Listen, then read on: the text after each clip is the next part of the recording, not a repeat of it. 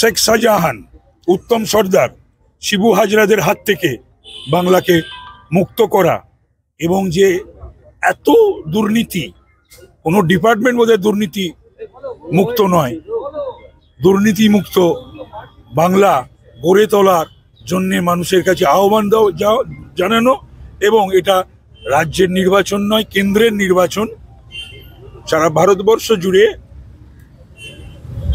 প্রতিপক্ষরাও, তাদের মধ্যেও কোনো সংশয় নেই যে তৃতীয়বারের জন্য বিজেপি সরকার টানা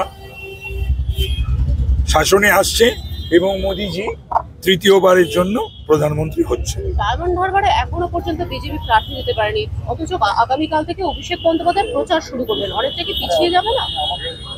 কলকাতা বাংলায় 42টা আসন নিয়ে ভাবতে হয়, আর কোনো জোটে টোটে তো নেই। সারা ভারতবর্ষে 543-43টা আসন নিয়ে ভাবতে হয় প্রধানমন্ত্রীকে এবং নাড্ডাজিকে। পাশাপাশি যে সকল দল অ্যালায়েন্সে রয়েছে তাদের সঙ্গেও কথা বলতে হয়। ঠিক সময় মতন ডায়মন্ড হারবারের প্রার্থী পেয়ে যাবে। আপনি দুর্নীতির কথা বলছিলেন, মন্ত্রী চন্দ্রনাথ সিনহাকে ফের ইডি তলব করেছে। দেখুন, যারা যারা প্রত্যক্ষ বা পরোক্ষভাবে জড়িয়ে রয়েছে, হাইকোর্ট বা সুপ্রিম কোর্টের নির্দেশে তদন্ত চলছে। সেই তদন্ত ফেস করতে হবে, সহযোগিতা করতে হবে। তারপরে বিচারালয় সেখান থেকে যেটা গ্রহণ করার করবেন এবং রায় দেবেন। তিনি বিজেপি গ্রুপ লেফট করেছেন এবং বেশ দেখা যাচ্ছে তিনি বলছেন তিনি বিজেপি ছাড়তে চান না, কিন্তু টিকিট না পাওয়ার একটা ক্ষোভ তৈরি হচ্ছে। না, আমি এইসব নিয়ে কোনো কিছু বলবো না। একটা অর্ডার আজকে এসেছে যে কেন্দ্রীয় স্বরাষ্ট্র মন্ত্রক সরাসরি সিআরপিএফ কে রিপোর্ট পাঠাতে বলেছে। আপনার কি মনে হয় সিআরপিএফ এর ভূমিকা এই লোকসভা ভোটে অনেকটা গুরুত্বপূর্ণ হওয়া উচিত? এরকম কোনো ভাবার তো কারণ নেই যে ইসি যে কথাগুলো বলছেন সেটা যদি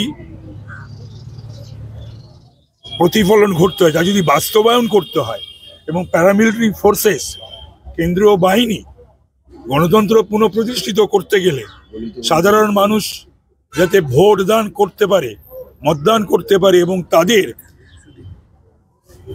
ইচ্ছা অনুযায়ী পছন্দের দল এবং প্রার্থীকে তারা ভোটদান করতে পারে, তার সমস্ত রকম ব্যবস্থা করতে হবে ইসিকে এবং নিশ্চিতভাবে কেন্দ্রীয় বাহিনীকে।